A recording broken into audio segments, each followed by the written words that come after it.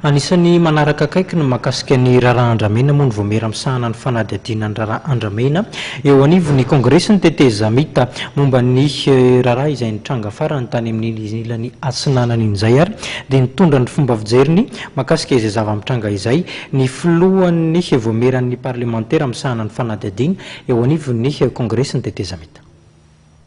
Mitaky ny sy ny fitsarana radrary ny raharaha fitondrana ny andramena ny Tomasina ny filohan'ny vaomiera parlemantera misahana fanadihadiana eo anivon'ny kongresin'ny tetezamita andriamatoa le dimy Jean nambarantsy parlemantera ety ihany koa fa tsy hamela andeha fotsiny ity raharaha ity ary anaraka akaiky izany eo anivon'ny kongresin'ny tetezamita. Ho arahana akaiky ity dossier ity satria omaly no nataony PV. Nataony PV omaly. Dia mbola hidinany zany zay zao. Dia ho an'ny resaka amin'ny président zay rehefa avy eo dia hidinany hijery akaiky n'ity dossier ity satria matahotra zay. Inona no natahorana? Sao laha dia ho asiana bouc émissaire indray.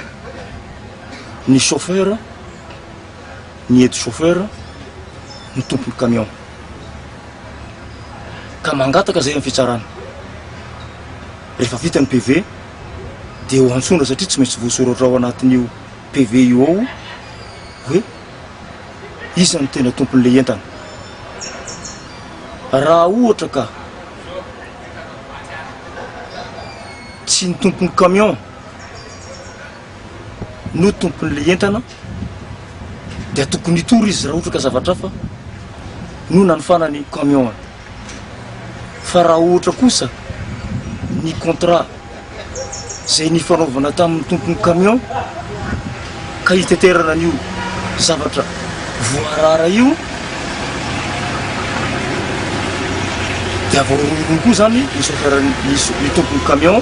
Omaly dia nisy nitatra izay nataon'ny vaomieran'ny parlemantera misahana fanadihadiana eo anivon'ny CT tamin'ireo parlementanamany tao amin'ny kongresin'ny tetezamita.